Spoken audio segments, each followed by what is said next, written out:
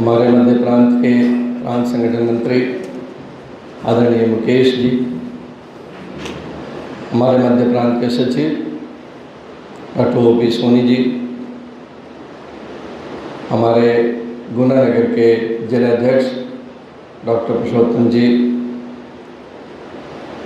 जैसा बताया मुकेश भाई साहब ने, शिक्षाविद डॉक्टर सोनी जी, मेरे समक्ष डॉक्टर श्वेता बैठी हैं जिनके भवन में हम बैठे हुए हैं, मेरे समक्ष सचिव डॉक्टर सचिन और सभी भाई बंधु और मातृशक्ति। सबसे पहले हम एक बार ओंकार का ध्यान करेंगे, उच्चारण करेंगे और सच्चे मन से चेहरे पे एक मुस्कान का भाव रखे और उस भगवान धन्वंतरि की दिव्य ऊर्जा को हम इस भवन में आह्वान करके बुलाते हैं कि हम जब तक बैठे हैं वो ऊर्जा जो है हमारे और हमारे अपनों पे वो मंगल आशीर्वाद प्रदान करें। अपने मन में जो चाहिए, जैसा संकल्प चाहिए, उस भाव को रखते हुए एक बार लंबी सांस लेंगे और एक बार ओम का उच्चारण करेंगे। लंबी श्वास लें।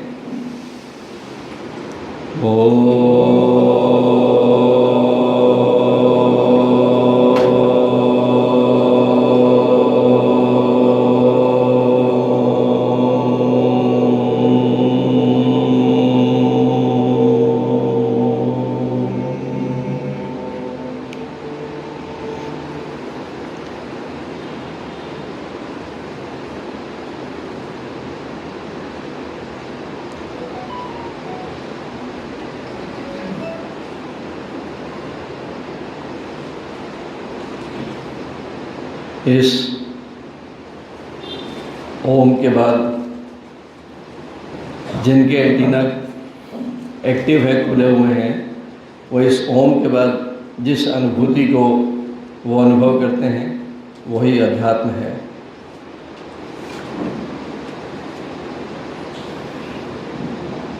मेरे समक्ष सब एक से बढ़ के एक विद्वान जन बैठे हैं। अगर मैं आपसे कहूँ, एक पेपर और एक पेन दे दूं आपको कि अध्यात्म की परिभाषा क्या है, तो मैं यकीन के साथ कह सकता हूं कि जितने लोग बैठे हैं वो अपने अपने कागज़ों पे अध्यात्म की अपनी परिभाषा लिखेंगे। हम बचपन से आज तक सुनते ज़रूर आए हैं, लेकिन अध्यात्म है क्या हमने इसको समझने का प्रयास किया है? तो स्पिरिचुअल हेल्थ या अध्यात्म से आरोग्य या आध्यात्मिक स्वास्थ्य, ये आज का विषय है। तो अध्यात्म को समझते समझते मेरे बाल पक गए और मुझे लगता है कि अभी बहुत यात्रा बाकी है अध्यात्म को समझने की। हम अपने जीवन में क्या लक्ष्य लेके चलते हैं? हम जब सुबह सो के उठते हैं, जीवन शुरू करते हैं, जब रात में सोने जाते हैं, आराम करते हैं, तो हमारे मन में क्या विचार होता है? अपने जीवन को लेकर क्या कोई ऐसा विचार होता है कि आज का जीवन होना कैसा चाहिए?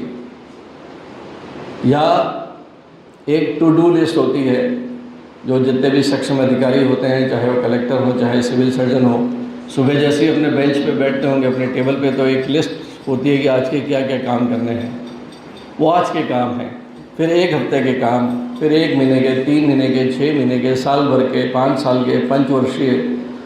तो ऐसे ही हमारे अपने जीवन के क्या लक्ष्य हैं, हमारे जीवन का उद्देश्य क्या है, हम कितने गंभीर हैं इसके लिए, वो विषय का चिंतन 24 घंटे, कितना समय आपके विचारों में वो स्थान लेके रखता है जो आप अपने जीवन से चाहते हैं।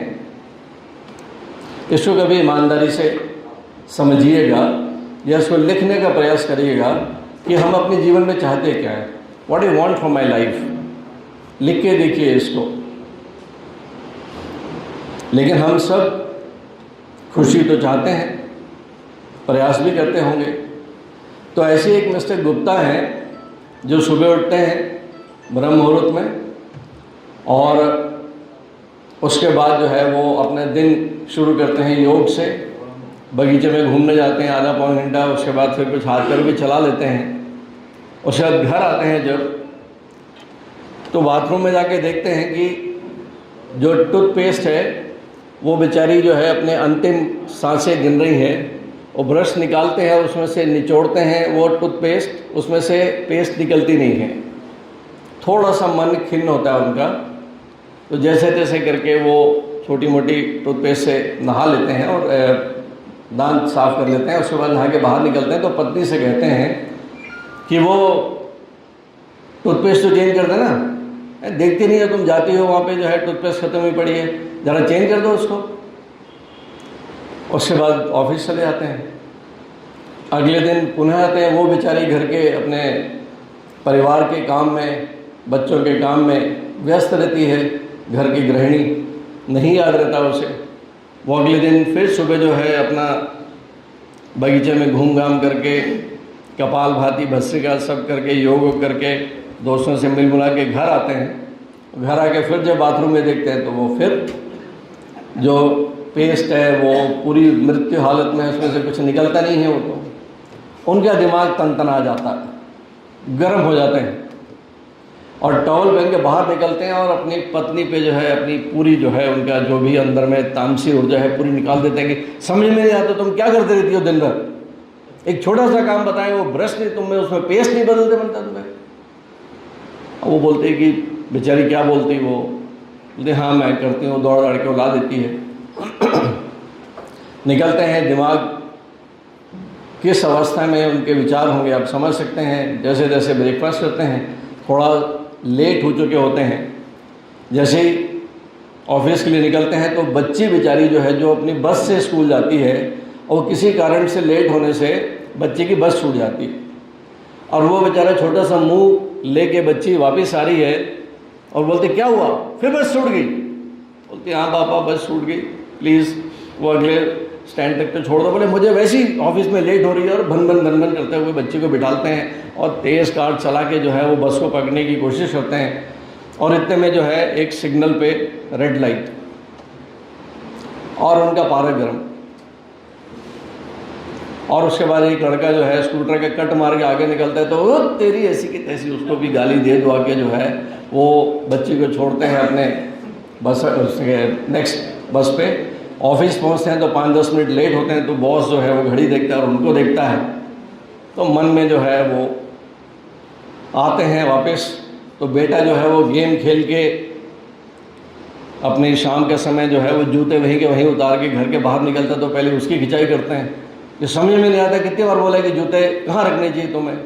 पत्नी बेचारी मुस्कान के साथ में खड़ी है पानी का गिलास लेके तो उसको झाड़ देते हैं और उसके बाद उनका दिन जैसे भी निकलता है शाम को सो जाते हैं। क्या लगता है आपको कि इन गुप्ता जी के जीवन में कितनी आध्यात्मिकता है? ये योग भी करते हैं, ये प्राणायाम भी करते हैं, ये ओम चैंटिंग भी करते हैं और उसके बाद ये सब भी करते हैं। आपको पता है हम सब में थोड़ा थोड़ा इस गुप्ता का गुप्तापन है और यही तनाव है। आज के जीवन का तनाव क्या है? आज के जीवन का स्ट्रेस क्या है? घर में किसी के असमय मृत्यु होना या बच्चे का बिगड़ना या बच्ची का बिगड़ना, ये तो पराकाष्ठा है। हर पल कुछ ऐसा घटता है आपके जीवन में जो आपके जीवन की सुख शांति को क्षण क्षण धीरे धीरे कम करता है। और जैसा सर ने बताया कि आज से 30-35 साल पहले जो रोग हुआ करते थे वो संक्रमणशील रोग होते थे, कम्युनिकेबल डिजीजेस, टीबी, तपेदिक, मलेरिया, अंत्रशोथ, निमोनिया एटसेट्रा, छोटी माता बड़ी माता।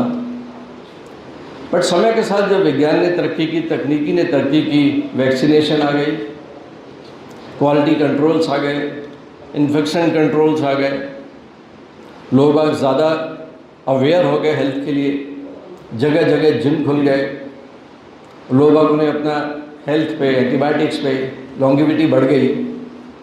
लेकिन क्या इसके साथ जो मृत्यु दर है वो कम हुई क्या? क्वालिटी ऑफ लाइफ इम्प्रूव हुई क्या? नहीं हुई। कम्युनिकेबल डिजीजेस का स्थान जो है वो नॉन कम्युनिकेबल डिजीज ने ले लिया। जीवन की इस आधुनिक दौड़ में कैसे रोग आ गए? आधुनिक जीवन शैली के रोग आ गए। तो हम जब बात करते हैं अध्यात्म से आरोग्य, तो आरोग्य का विपरीत रोग समझ में आता है। लेकिन अध्यात्म का विपरीत क्या है? अध्यात्म है क्या? कोई बताए अध्यात्म का विपरीत क्या है? स्वयं को समझना। अध्यात्म का विपरीत, ऑपोजिट ऑफ अध्यात्म, बाह्य दृष्टि, अशांति। शांति का विपरीत अशांति है।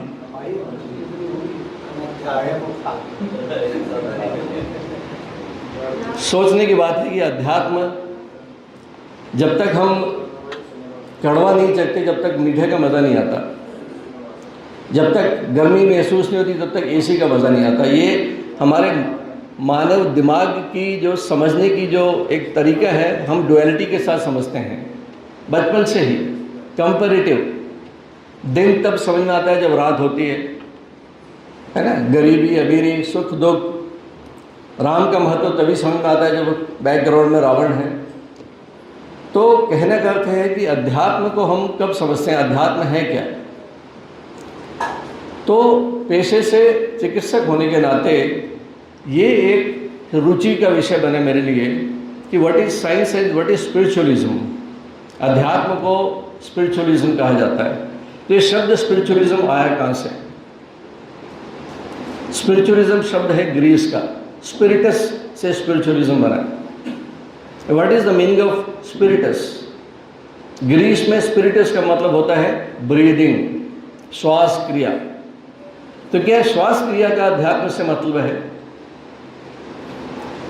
लेकिन मुझे तो ऐसा लगता है कि अध्यात्म का मतलब है आत्मा का अध्ययन। आत्म जैसा सर ने बताया, आत्म, मैं क्या समझता हूं अपने आप को? हु एम आई? आत्मा क्या है? जब हम आत्मा को समझने की कोशिश करते हैं तो हमें फिर आइंस्टीन की साइंस याद आ जाती है। हमने न्यूटोनियन साइंस पढ़ी हुई है ना? विज्ञान को सबूत चाहिए, एविडेंस चाहिए। और जब हम न्यूटन की साइंस पढ़ते थे तो उस वक्त जो है सबसे छोटा क्षण जो है वो छोटा करते करते करते करते अणु कहलाता था, जो स्थूल कण था। और अणु परमाणु से मिलकर बनते हैं, और परमाणु भी इलेक्ट्रॉन, प्रोटॉन और न्यूट्रॉन से मिलकर बनता है। इतना साइंस को पता है। और उसके बाद जब आइंस्टीन भाई साहब आए, और ये भी मैं दावे के साथ और बड़ी जवाबदारी के साथ कह सकता हूँ कि जितने भी वर्ल्ड लेवल के ग्लोबल जितनी भी साइंटिफिक स्टडीज़ हुई हैं वो सारी के सारी अपने वेदों से ली हुई हैं, सारी की सारी वेदों से। और ऐसे ही जब आइंस्टीन जी ने वेद पढ़े होंगे, उस पर जब रिसर्च की होगी, तो उन्होंने ये जो क्वांटम का सिद्धांत लागू किया, E=mc², तो उन्होंने क्या बोला? उन्होंने ये बोला कि ये सारा जो जगत है ये मिथ्या है, ये डिल्यूजन है। हमको जो दिखता है वो कायदे से है ही नहीं। हमें जो दिखता है वो केवल एक कन्वर्टेड फॉर्म है एनर्जी का, और एक दोलन इतनी तेज़ी के साथ होता है कि हमारी इंद्रियां जो है उसे पकड़ नहीं पाती। ऐसे ही जैसे पिक्चर हम जब देखते हैं तो प्रोजेक्टर के सामने जो रील चलती है, 8 इमेजेस 1 सेकंड में निकलते हैं, और हमारा रेटिना 1/8 सेकंड से ज़्यादा उस मेमोरी को पकड़ के रखता है। तो वो जब तक मेमोरी विलोपित होती है, इमेज होता है, तो दूसरा इमेज आता है, तीसरा इमेज आता है। तो हमको जो है वो स्टिल फोटोग्राफ्स एक चलायमान मूवी के समान दिखाई देते हैं। वो चलती रील है, लेकिन हम थिएटर में बैठ के रोते भी हैं और आंसू भी बहाते हैं। एक झूठ है जिसको हम सच महसूस करके हम उस भाव में बह जाते हैं। तो आइंस्टीन ने बोला कि सारी की सारी चीज़ें केवल और केवल एक ऊर्जा का भंडार है, E=mc²। उसने ये सिद्धांत लागू किया कि किसी भी वस्तु को, इस माइक को, इस टेबल को, इस दरी को, मुझे अगर आप प्रकाश की दुगनी गति से एक स्पीड प्रदान कर देंगे तो मेरा स्थूल रूप विलोपित हो जाएगा और मैं ऊर्जा में तब्दील हो जाऊंगा। Then it will be all energy. ये सारा का सारा कुछ केवल और केवल ऊर्जा है, ऊर्जा का भंडार है। और ऊर्जा जो है जब एक विशेष फ्रीक्वेंसी के साथ में जब मैनिफेस्ट होती है तो वो हमें इस स्थूल रूप में दिखता है। ये पूरा ब्रह्मांड, ये यूनिवर्स पूरा स्थूल रूप में दिखता है, अन्यथा सारा का सारा ऊर्जा है। यही तो हमारे गीता में लिखा हुआ है। कृष्ण भगवान यही तो कहते हैं कि सब कुछ तो मैं ही हूँ। 12वें अध्याय में क्या बोलते हैं? वो अर्जुन जो उनके साथ बचपन से था, उसके बाद भी जो है इस मृत्यु लोक में, इस त्रिगुणी सृष्टि में, प्रकृति में वो नहीं समझ पाया। वो हमेशा कर्ता भाव के साथ बना रहा। वो अपने आप को आइडेंटिफाई करता रहा अर्जुन से, अपने नाम के साथ में। और चूंकि वो उसके नाम में ही तो सब दुख थे। कृष्ण बोलते हैं कि कर्ता भाव छोड़, युद्ध कर। वो नहीं कर पाता। जिसके साथ भगवान है उसको इतनी परेशानी हुई, और अंत में जब उसको अपना विराट स्वरूप दिखाते हैं, विराट स्वरूप में क्या दिखाते हैं कि पिछले जन्म में भी वो अर्जुन है या किसी और फॉर्म में है, अगले जन्म में भी वो आगे कुछ और दिख रहा। वो आज बैठ के इस मानसिकता में है कि वो युद्ध नहीं करेगा, बट 3 दिन बाद जो है वही मार रहा। तो उसको लगता है कि मैं आज इस विचार के साथ हूँ कि मैं I am not going to kill, but मैं क्या कर रहा हूँ? इसका मतलब कि मेरा तो कुछ जोर ही नहीं चल रहा, करा कोई और रहा है। यही कृष्ण बोलते हैं कि ये सब तो पहले ही मरे हुए हैं, तू तो केवल तेरा काम कर। तब वो उस कर्ता भाव से अलग होता है। अर्थात इस ऊर्जा का एक रूप, भव्य रूप दिखाते हैं कृष्ण भगवान। यही जो साइंस है वो धीरे धीरे जब स्पिरिचुअलिज्म को, अध्यात्म को समझने लगती है, तो हम बात करते हैं उस ऊर्जा की, उस अध्यात्म की, उस आत्मा की। और ऊर्जा जो है वो क्या प्रदान करती है? केवल क्रियाशीलता प्रदान करती है, केवल क्रियाशीलता। अगर मनुष्य के शरीर में क्रियाशीलता है, वो किस वजह से, किस तत्व से है? एक जीवित शरीर और एक मृत शरीर में क्या फर्क है? प्राण का, आत्मा का। हम कहते हैं कि प्राण पखेरु उड़ गए, तो प्राण जो है उस शरीर में आते कैसे हैं? ये आपने सोचा कभी? प्राण आते कैसे हैं? अगर मैं कहूं आपसे कि जो प्राणिक एनर्जी है, प्राण ऊर्जा आपको श्वास से मिलती है, तो आप विश्वास करोगे? ये प्राण जो इस शरीर को जो क्रियाशीलता प्रदान करने वाली जो एनर्जी है, वो आपको कहाँ से मिलती है? सांसों से मिलती है, ब्रीदिंग से मिलती है। That is why it is a spiritus. यहीं से वो स्पिरिचुअलिज्म बना है। इसी अध्यात्म की बात करते हैं हम। क्यों? क्योंकि ऊर्जा क्रियाशीलता प्रदान करती है, और सांसों से हमको केवल ऑक्सीजन ही नहीं मिलती। Now the science has proved this. प्राण वायु, ये संधि विच्छेद, प्राण प्लस वायु, इस चीज को गहनता से, गंभीरता से समझना पड़ेगा कि आप जो सांस ले रहे हैं, उस सांस में केवल ऑक्सीजन ही नहीं जा रही, इसके साथ अदृश्य रूप में वो ऊर्जा भी जा रही है। ठीक वैसे ही जैसे इस निर्जीव पंखे में अभी जान नहीं है, क्रियाशीलता नहीं है, बट जैसे ही स्विच ऑन करेंगे इसमें ऊर्जा आएगी, विद्युत ऊर्जा आएगी, ये चल पड़ेगा, क्रियाशीलता आएगी इसमें। एनर्जी क्या करती है? एनर्जी एक्टिविटी प्रदान करती है, क्रियाशीलता देती है। चाहे वो पत्थर हो, पड़ा हुआ पत्थर आपने उठा के उसका मैकेनिकल एनर्जी दी, हाथ से फेंका उसको, उसने डिस्टेंस ट्रेवल किया, क्रियाशीलता आ गई। तो ऐसे ही तो आपके शरीर में जो क्रियाशीलता आती है वो सांसों के माध्यम से मिलती है, and that is what is प्राण यू आर इनहेलिंग। एक जीवित मनुष्य मृत्यु हो गया, मर गया, उसकी सांस चली गई, तो क्या उसको इमीडिएटली वेंटिलेटर पे डाल दें और 100% ऑक्सीजन दें तो जीवित हो जाएगा क्या? नहीं होगा। क्यों नहीं होगा?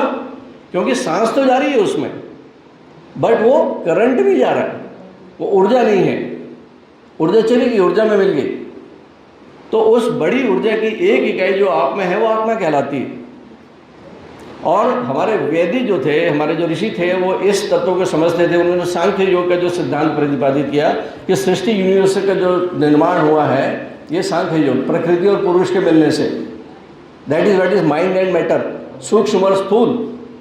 और इस शरीर में सूक्ष्म भी है, स्थूल भी है। जब स्थूल की बात करते हैं तो ये आरोग्य शब्द बीच में आता है। इस शरीर के रोगों को, इस शरीर के रोग क्या है? Hypertension, diabetes, fracture, ulcer, cancer, ये शरीर के रोग हैं। और रोग के दो कारण हैं, एक बाह्य रोग कारण है और एक अंतः कारण, आंतरिक कारण। तो बाह्य कारण को तो समझा जा सकता है, बट मैं जो बात कर रहा था, आंतरिक कारण क्या है रोग के, जो अध्यात्म से दूर करने हैं, वो है सारे के सारे आज के तनावजन्य रोग। दैट इज मानसिक रोग, उदासी, ईर्ष्या, ऑब्सेशन, डिसअपॉइंटमेंट, एंगर, डिप्रेशन, ये सारा का सारा जो गुप्ता जी को है,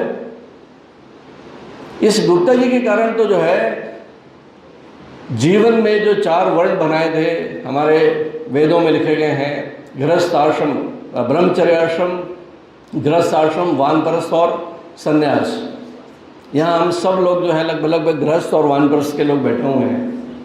तो यहाँ हम सब कह सकते हैं कि जीवन का आनंद जो है वो किस आश्रम में आता है? ब्रह्मचर्य में तो नहीं आता था। मैं जब पढ़ता था मुझे तो बहुत तकलीफ थी, बापूजी की पिटाई पड़ती थी, होमवर्क करना पड़ता था, तब मज़ा नहीं आता था। गृहस्थ आश्रम में आ गए, जॉब करना चालू किया, कमाई चालू की, फैमिली बन गई, जवाबदारियाँ आ गई, आगे बढ़ने की समझ में नहीं आया कि उम्र कैसे बढ़ गई। थोड़ी लालसा पैसे की भी थी, ऐश्वर्य की थी, बाकी सब चीज़ें थी। 40-50 साल में आके मुझे लगता है कि थोड़ी सी आज़ादी महसूस हुई, जब लगा कि नहीं, नाउ आई एम समथिंग। तब जाके जब जीवन को भोगना शुरू किया तो वो वानप्रस्थ आश्रम था। लेकिन मेडिकल साइंस की एक थ्योरी है, tip of iceberg theory. Tip of iceberg theory ये कहती है कि आपके शरीर में रोग तो बहुत पहले से आ जाते हैं, लक्षण नहीं आते। बीमारियां हैं लेकिन सिम्टोमेटिक नहीं है, और जब तक सिम्टोमेटिक होती हैं तब तक वक्त बहुत निकल जाता है। उसी की बात डॉक्टर साहब कर रहे थे कि prevention is better than cure. Ayurveda यही विद्या है, एलोपैथी विद्या है बीमारियों की। आप बीमार पड़ो हमारे पास आओ, थाने जैसे चोरी हो जाएगी तो थाने आओ। लेकिन आयुर्वेद कहता है, Ayurveda this is a science of life, it is not a science of disease. What Ayurveda says कि बीमार पड़ना ही क्यों। और आज अमेरिका में इस एलोपैथी के साथ साथ में बहुत बड़े लेवल पे जो अब काम हो रहा है, दैट इज लाइफस्टाइल मेडिसिन। आप डॉक्टर डीन ऑर्निश का नाम याद रख सकते हैं, गूगल आउट करिए। Doctor Dean Ornish is a cardiologist, famous cardiologist, जो अमेरिका में अब बहुत बड़े लेवल पे काम कर रहे हैं रिवर्सल का। एक तो प्रिवेंशन है, प्रिवेंशन तो तब है कि कैंसर हुआ ही नहीं, डायबिटीज़ हुई नहीं, लेकिन यहाँ तो हो गई। हाइपरटेंशन हो गया, थायराइड हो गया, डायबिटीज़ हो गई, कैंसर हो गया, ओबेसिटी है, इरिटेबल बाउल सिंड्रोम है, ऑटोइम्यून डिसऑर्डर्स हैं। अब इनको कैसे वापस करोगे? अब जो है लगभग 40 सालों की world wide studies, research paper के साथ में हज़ारों लाखों केसेस की स्टडी है, स्टडी, ऑथेंटिक स्टडी, जो रिवर्सल पे काम कर रही है। आपका बीपी, आपके डायबिटीज़, अर्ली स्टेजेस के cancer, autoimmune disorders, asthma, Parkinson, Alzheimer's, ये सारे के सारे रिवर्सल मोड पे जा सकते हैं। डॉक्टर डीन ऑर्निश की किताब है रिवर्सल ऑफ हार्ट डिजीज़। मतलब अगर आपकी तीनों कोरोनरीज आर्टरी 90% भी ब्लॉक हैं तो चिंता मत करिए, बिना स्टंट डलवाए वो खुल जाएंगी। पर दिखानी होगी हिम्मत आपको, और आपको अध्यात्म की शरण में आना पड़ेगा। आपको भारतीय ज्ञान परंपरा, हमारे वैदिक ज्ञान की शरण में आना पड़ेगा। और यही बात अमेरिकन डॉक्टर कह रहे हैं, डॉक्टर डीन ऑर्निश। उनकी किताब है अनडू इट। 30 साल जो है वो डॉक्टर भारत आता जाता रहा। आज बड़े लेवल पे उनका काम है, बड़े लेवल पे 72 घंटे का उनका कोर्स है, 9 हफ्ते का, रिवर्सल पे। बिल क्लिंटन उनके बहुत बड़े मुरीद हैं, बिल क्लिंटन। आज कहाँ जा रहे हैं हम लोग? और हम तो ठीक है, हमारे बच्चे, आज भारत सबसे युवा देश है, 65% आबादी 35 वर्ष के नीचे की है, और हमारे बच्चे कहाँ जा रहे हैं? और जब साइंस ने बड़े बड़े इक्विपमेंट लगा के इस इलेक्ट्रॉन को और प्रोटॉन को देखने की प्रयोग किए, तो आपको पता है वहाँ पे क्या पाया? इस एटम के सब एटॉमिक पार्टिकल्स में जब उन्होंने देखा तो उसका जो स्थूल था, जो टेंजिबल, जो दिखता था, दैट वाज ओनली 0.00001, 4 बार 0। ये बहुत ही इंपॉर्टेंट तथ्य बता रहा हूँ आपको, बड़ा रुचि का विषय भी है ये, कि जो स्थूल है वो केवल 0.00001% है और 99.999% एक वैक्यूम है, वो ऊर्जा से भरा हुआ एक एरिया है। अर्थात अगर मैं डॉक्टर साहब को मैं देख रहा हूँ, डॉक्टर साहब आप अपने पूरे अस्तित्व का मात्र 0.0001% हो, आपका 99.999% पूरे गुना में, और हो सकता है पूरे मध्य प्रदेश में घूम रहा हो आपकी ऊर्जा। आप ऊर्जा का वो पिंड हो जो यहाँ स्थूल रूप में केवल 0.00001% बैठा है। और साइंस ने इस ऊर्जा को नापा, जैसे टेम्परेचर को नापते हैं हम थर्मामीटर से, विद्युत को वोल्टामीटर से, तो हार्ट की ऊर्जा को भी मेडिकल साइंस ने नापा। उसे क्या कहते हैं? ईसीजी। हार्ट की जो ऊर्जा है, कार्डियक एनर्जी, उसे जब ग्राफ में लेते हैं तो उसे ईसीजी कहते हैं, PQRS वेव। ऐसे ही जब ब्रेन की एनर्जी को नापते हैं, जब मेडिकल साइंस ने ब्रेन की एनर्जी को नापा तो उसे EEG कहते हैं, इलेक्ट्रोएन्सेफेलोग्राफ। और इसके बाद विज्ञान ने और जब तरक्की करी, उसके बाद फंक्शनल MRI की इजाद हुई। एक तो MRI होता है जो स्ट्रक्चरल चीज़ें दिखाता है, और उसके बाद फंक्शनल MRI मतलब जब किसी व्यक्ति को MRI में डाला जाता है, उसको वो जो सोचता है, अगर वो गुस्से में है, अगर वो खुश है, अगर वो घबराया हुआ है, तो उसके ब्रेन का वो वाला हिस्सा जो है वो इल्यूमिनेट होता है, उससे फंक्शनल MRI पकड़ता है। तो मेडिकल साइंस ने देखा कि हम जब अशांत विचारों के साथ संघर्ष करते रहते हैं, जब अनियंत्रित होकर हमारे जो मेंटल थॉट्स चलते रहते हैं, सबकॉन्शियस क्लटर, कुछ विचार चल रहे हैं, पता नहीं, बट बैक ऑफ माइंड में शांति नहीं है, कुछ ना कुछ चल रहा है, उस वक्त जब EEG लिया गया तो वो जो वेव आई थी उसका नाम था बीटा वेव। तो EEG में जैसे ECG में PQRS वेव है, वैसे ही EEG में बीटा, अल्फा, थीटा, डेल्टा और गामा, ये वेव पाई गई। What is beta wave?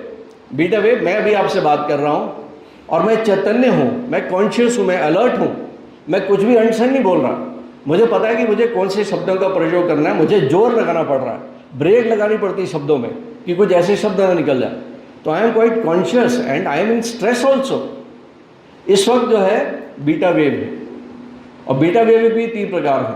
जब हम वाइवा लेते हैं, जब वाइवा देते हैं, मुझे मालूम है कि मेडिकल कॉलेज में जब हमारा एग्ज़ाम में वाइवा होता था तो क्या टेंशन होती थी, बाप रे बाप। या किसी का जो है जब आखिरी मौका हो और वो बच्चा वाइवा देने बैठा हो तो क्या टेंशन है, क्या स्ट्रेस है, वो बीटा वेव। उसके बाद हम जब दोस्तों के साथ शाम को बैठे हुए हैं क्लब में, मस्ती चल रही है, गाने चल रहे हैं, गज़लें सुन रहे हैं, कोई स्ट्रेस नहीं है, उस वक्त का जो ब्रेन वेव है दैट इज़ अल्फा। जब हम ध्यान में हैं, मेडिटेशन में, उस वक्त थीटा वेव आती है। और जब डीप स्लीप में है, स्लीप विदाउट ड्रीम्स, उस वक्त डेल्टा। और जब हम समाधि में हैं तो दैट इज़ गामा। उसकी बात नहीं करता मैं। मेडिकल साइंस ने ये भी देखा कि डेल्टा वेव में ही शरीर का ग्रोथ हो रहा है, डेल्टा वेव में शरीर की रिपेयर हो रही है, रीजनरेशन हो रहा है। डेल्टा वेव में जो ग्रोथ है हमारा वो डेल्टा वेव में है। इसीलिए जो बच्चे हैं वो 24 घंटे में कितने घंटे सोते हैं? 20 घंटे। क्यों? क्योंकि उनका ब्रेन जो है उस वक्त डेल्टा स्थिति में रहना आवश्यक है, क्योंकि उनका ग्रोथ हो रहा है, उनकी सेल्स बढ़ रही हैं। और ठीक इसी तरह से हम दिन भर काम करते हैं, अगर हम निद्रा, sleep, good quality of sleep अगर नहीं लेते तो आपको अगले दिन पता चल जाता है, आपको दिन भर थकान होती रहती है। Sleep is also a kind of meditation, it's a bliss, समाधि। अच्छी स्लीप अगर नहीं है तो आप रोगी तो होने ही वाले हो। आप कुत्ते के साथ एक्सपेरिमेंट किया गया है कि अगर 12-13 दिन ना सोने दें उसको तो डेथ हो जाती है। इंसान अगर 22 दिन तक ना सोए तो पागल हो जाता है। That is the important of sleep. और उसके बाद बीटा वेव का जब एक्सपेरिमेंट किए गए तो पता चला कि जब आपकी बॉडी का जो सिंपैथेटिक सिस्टम है, शरीर में 2 सिस्टम होते हैं हमारे, जो नर्वस सिस्टम है उसमें एक ऑटोनोमिक नर्वस सिस्टम है। ऑटोनोमिक नर्वस सिस्टम मतलब आपके भीतर का जो भी वातावरण है, होम्योस्टेसिस कहते हैं इसे मेडिकल साइंस में, आपका बीपी, आपका टेम्परेचर, आपकी बॉडी के जितने भी फंक्शंस हैं वो चलाने का जो सिस्टम है that is autonomic nervous system. उसमें 2 सिस्टम है, sympathetic and parasympathetic. Sympathetic basically एक स्ट्रेस पैदा करता है, आप में जोश पैदा करता है, लेकिन बीमारियों का कारण भी वही है, इन्फ्लेमेशन पैदा करता है। तो beta wave is responsible for stress, sympathetic drive. और इसी को लेकर मेडिकल साइंस ने जो एक प्रिंसिपल इजाद किया था दैट वाज फाइट और फ्लाइट। ये जो बीमारियां हैं आज की डेट में, जितनी भी तनाव जनित रोग, जितने भी रोग हैं, ये सारे के सारे जो हैं आपके भीतर के इन्फ्लामेशन के कारण हैं। यहाँ पे सर बैठे हुए हैं, हमने मेडिकल में जब पढ़ाई की थी तो एक टॉक्सीमिया या सेप्टिसीमिया का सब्जेक्ट पढ़ते थे। सेप्टिसीमिया आपने सुना भी होगा, डॉक्टर बोलता है कि सेप्टिसीमिया, बट आज के शब्द में, आज की मेडिकल साइंस में सेप्टिसीमिया रिप्लेस हो गया। It is SIRS, systemic inflammatory response syndrome. शरीर में इन्फ्लामेशन, सारे के सारी बीमारियां जो हैं आज की डेट में इन्फ्लामेशन की वजह से। इन्फ्लामेशन मतलब तनाव की वजह से। टूथपेस्ट ख़त्म हो गई, दिमाग सड़ गया, तनाव। मेरी कमीज़ उसकी कमीज़ से गंदी क्यों, तनाव। मेरी गाड़ी मारुति, उसके पास मर्सिडीज़ क्यों, तनाव। मेरा बच्चा 80% लेके आया, उसका बच्चा 90%, तनाव, इन्फ्लामेशन। आपके जीवन में इतना इन्फ्लामेशन घुस चुका है, और इसके लिए कोई सिगरेट और शराब और ये सब चीज़ें नहीं, छोटी छोटी चीज़ें आपके जीवन में। अरे खुश रहो भाई, आपके जीवन में कोई भी आदमी आप में अशांति पैदा कर सकता है। आपने अपने जीवन की शांति, मन की शांति की कुंजी पड़ोसी को दे रखी है। आपका अपने ऊपर हक ही नहीं है। इतने कमज़ोर हो चुके हैं हम लोग कि हम अपने जीवन की I am the owner of my, I am the architect of my own life, ऐसे कह सकते हैं क्या? मेरे एक मित्र हैं, बहुत अच्छे मित्र हैं, MD मेडिसिन, 2-4-6 दिन से बहुत टेंशन में थे, भयंकर टेंशन में थे। मैंने बोला यार तेरे चेहरे पे हवाइयाँ हुई हो, क्या बता सर, मेरी मदद करो कुछ। मैंने क्या हुआ? सर एक नंबर है फ़ोन पे, सर वो थाने रिपोर्ट करनी है, मेरी अच्छी दोस्ती है पुलिस महकमे से। मैंने क्या हुआ? बोले सर पता नहीं, एक लड़का फ़ोन करता है, कोई बंदा फ़ोन करता है, वो टाइम पे टाइम फ़ोन करता है, जैसे फ़ोन करता है तो फ़ोन उठा के बोलता है, अबे तेरी डॉक्टर, तेरी माँ की, तेरी ऐसी तैसी, ये वो सब कर आके। मैंने बोला क्या हो गया, ऐसे कैसे? तो मतलब तो नंबर है कम। बोले सर 2-3 नंबरों से फ़ोन करता है और वो पिछले 5-6 दिन से काम करता है, और मेरी हालत ये हो गई कि घंटी बजती है और मेरी हार्ट बीट बढ़ जाती है। मैं घर में बैठा हूँ यदि पत्नी के साथ, तो फ़ोन आता, मुझे लगता था उसका फ़ोन तो नहीं, और ऐसी। तो मैं सब भयंकर स्ट्रेस में उतला, मेरा BP बढ़ गया। मैंने भाई कौन है वो? बोलता है सर मुझे नहीं पता कौन है, मैं जानता नहीं उसको। बोले देख ऐसा नहीं, यदि तू चाहता है मदद करूँ, तूने कुछ तो पंगा किया होगा, तो बता कौन है। बोले सर मुझे सच में नहीं पता, मैं जानता नहीं। मैंने यार तू जिस बंदे को जानता नहीं, वो तेरे जीवन में इतनी अशांति पैदा कर सकता है?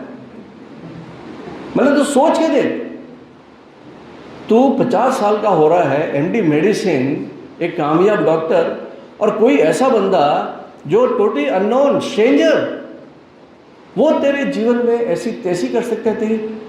मतलब इतना गरीब तो किसी को नहीं होना चाहिए। हैव सम करेज यार, ऐसे कैसे? बोलता है सर आप तो कुछ करो। वो वार्ड बॉय था, उसका पुराने क्लिनिक का वार्ड बॉय था, और उसको उसने किसी कारण से बाहर कर दिया था, और वो वार्ड बॉय जो है वो बेचारा पी पुआ के जो है वो रात को उसकी ऐसी जैसी करता था बैठ के। ठीक है, तो कहने का मतलब ये है कि हम अगर बात करते हैं अपने जीवन में, ठीक है, तो हमें ये सोचना चाहिए कि हम कैसे शांत रहें, और जीवन में शांत तब रहें। दूसरे अध्याय के 48वें श्लोक में भी भगवान कृष्ण कहते हैं कि योग है क्या? समत्व योग उच्यते, समभाव में रहना, चाहे दुख हो चाहे सुख हो। आसान है क्या? इतना आसान नहीं है, लेकिन इस यात्रा को, इस विद्या को सीखना ही अध्यात्म है ना। और इसका रास्ता जो है वो योग द्वारा मिलता है। यम नियम आसन प्राणायाम। आसन, योग मतलब केवल आसन नहीं है कि सूर्य नमस्कार कर लिया और हमने योग कर लिया। योग एक जीवन पद्धति है। यदि यम नियम आसन प्राणायाम प्रत्याहार धारणा ध्यान समाधि, जिसमें पहले 5 जो अंग हैं वो बहिरंग हैं, बहिरंग इस फिजिकल बॉडी के लिए, अन्नमय प्राणमय मनोमय ज्ञानमय आनंदमय, अन्नमय और प्राणमय के लिए पहले 5 अंग हैं फिजिकल बॉडी के लिए। और जो धारणा ध्यान समाधि जो है वो अंतरंग योगा है, आपके मन के लिए, आपके चित्त के लिए, आपके मन के विचारों के लिए। अनियंत्रित जो घोड़े दौड़ते रहते हैं जबरदस्ती, एक सबकॉन्शियस मेंटल क्लटर चलता रहता है।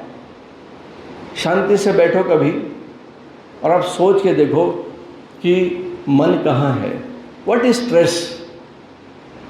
तनाव की डेफिनेशन कोई वो डेफिनेशन नहीं है कि मैं आर्थिक रूप से कुछ परेशानी में हूँ, या मेरी बेटा या बेटी या घर में कुछ कलह है। केवल आप अगर महसूस कर रहे हो कि आप तनाव में हो तो यू आर इन स्ट्रेस। आपको अगर ट्रेन पकड़ने में लेट हो रही है और दिमाग में विचलित हुआ, यू आर इन स्ट्रेस। और स्ट्रेस पहचानता नहीं है कि आपकी किसी की डेथ हो गई है या आपको लाल बत्ती के सामने आपको गालियां दे रही हैं। स्ट्रेस है, स्ट्रेस इन्फ्लामेशन है। और इन्फ्लामेशन आपके भीतर की आर्टरीज को इन्फ्लामेशन जहाँ भी होता है, मेडिकल साइंस उसको आइटिस बोलते हैं। अपेंडिक्स में हो तो अपेंडिसाइटिस, चमड़ी में हुआ तो डर्मेटाइटिस, आर्टरी में हुआ तो आर्टराइटिस। तो इन्फ्लामेशन जो है इसे समझना पड़ेगा। ये मेडिकल का विषय नहीं है। अपने जीवन की क्रियाओं को देखें आप कि कोई ऐसी चीज़ तो नहीं है जो मुझे परेशान कर रही है। That is inflammation. और इन्फ्लामेशन हुई तो आपकी आर्टरीज खराब हुई, आपके ब्रेन की आर्टरीज में इन्फ्लामेशन हुआ तो आपको पार्किंसन होगा, हेडेक होगा, माइग्रेन होगा, याददाश्त चली जाएगी। आपके पेनक्रियाज में आर्टराइटिस होगा, इन्फ्लामेशन होगा तो डायबिटीज़ हो जाएगी। आपके हार्ट में होगा तो हार्ट अटैक आएगा। आपकी इम्यूनिटी खराब होगी तो आपकी ऑटोइम्यून डिजीज़ होंगी, कैंसर हो सकता है। और सारी की सारी चीज़ें रिवर्सल है। अध्यात्म में केवल और केवल 15 मिनट सवेरे बैठना है, 15 मिनट शाम को बैठ के एंटी इन्फ्लामेटरी एक्टिविटी करनी है। इन्फ्लामेशन की जगह पे एंटी इन्फ्लामेटरी एक्टिविटी। अरे झूठी तारीफ करने चलो, हफ्ते में एक दिन झूठी तारीफ करो। सुबह जैसे ही उठो आप सबसे पहले अपनी पत्नी को हग करो, अगर है तो आसपास, नहीं तो बच्चा होगा, केवल हग करो और एक अच्छा कॉम्प्लीमेंट दो, भले ही झूठा हो। चाय बनाई उसने, आप बोल दो ना क्या चाय बनाई है यार, बढ़िया चाय। आप घूमने गए, आपका दोस्त मिला, क्या दिख रहा है बॉस आज तो गजब यार, क्या बात है। अरे बोलो ना, क्यों नहीं कर सकते? अरे करके एक दिन झूठ झूठ झूठ। मैं सब बता रहा हूं, आपका जीवन नहीं बदला तो मेरी बात बताना आप। क्यों? क्योंकि आप किसी को खुशी दोगे ना तो खुशी मिलेगी। ये प्रकृति का नियम है कि जो दोगे वही मिलता है और अनंत में मिलता है। एक दाना अनेक दाने मिलते हैं। खुशी दोगे खुशियां ही मिलेंगी, नफरत दोगे नफरत मिलेगी, कलह दोगे कलह मिलेगी। And this is the placebo effect. Doctor Raghuvanshi के पास चले जाओ, आधा तो अपनी बातों से ठीक कर देते हैं। डॉक्टर पुरुषोत्तम के पास चले जाओ, आधा अपनी बातों से ठीक कर देते हैं। अरे ये ठीक नहीं करते भाई, ठीक आप खुद होते हो, आप खुद होते हो। क्यों? क्योंकि आपका विश्वास है, ये आपके एंडोर्फिन निकलने लगते हैं। This is your belief. ये आपकी श्रद्धा है उसके प्रति, आपकी श्रद्धा, ये आपकी श्रद्धा है उस मूर्त के प्रति जहां पे संकल्प लेते हो आप और संकल्प पूरा करता है। क्योंकि आपकी ऊर्जा है जो कई गुना होकर वापस आती है। ये जो लेता है ना, संकल्प लेते हैं कि मेरा बच्चा पास हो जाए तो मैं 51 रुपये चढ़ाऊंगा और 51 से चढ़ाऊंगा, ये विचार हैं आपके। तो ये वैचारिक ऊर्जा, ये मानसिक ऊर्जा, ये आत्मिक ऊर्जा, इसी ऊर्जा की बात करते हैं। और ये ऊर्जा सत्य है केवल श्वास से। The breathing is a bridge between mind and body. प्रच्छर्दन विधारणा विहाम व प्राणस्य। पतंजलि के समाधि में 34वां श्लोक है। पता नहीं कैसे 5000 वर्ष पहले पतंजलि को पता था कि जैसे हम रेचक, जो हमारा जो सांस छोड़ने की गति को धीमा करते हैं तो हार्ट रेट कम हो जाती है, आपकी मानसिक शांति, विचार कम होने लगते हैं। हाउ? कैसे पता था उनको? आज मेडिकल साइंस बोलती है, जिसको हम लोग साइनस एरिथमिया बोलते हैं, रेस्पिरेटरी साइनस एरिथमिया। आप देख लें घर जाके, पल्स ऑक्सीमीटर लगाना और अपनी सांस को धीरे धीरे धीरे करना, आपकी हार्ट रेट कम हो जाएगी। और आपको ये भी पता है कि फंक्शनल एमआरआई में कि सांस का केंद्र और लिम्बिक सिस्टम आजू बाजू होता है। यदि हम अपनी सांसों को साधते हैं तो हम अपने विचारों को साध सकते हैं। इसलिए आदमी जब गुस्से में आता तो बोला था ठंड ले चल, एक लंबा सांस ले, चल जा लंबा सांस ले, शांत। क्यों? क्योंकि मिलता है, साइंटिफिक है, this is scientific. Control your breathing, you can control your thinking. और जिस व्यक्ति की थिंकिंग नियंत्रित हो जाती है वो अच्छा निर्णय लेता है।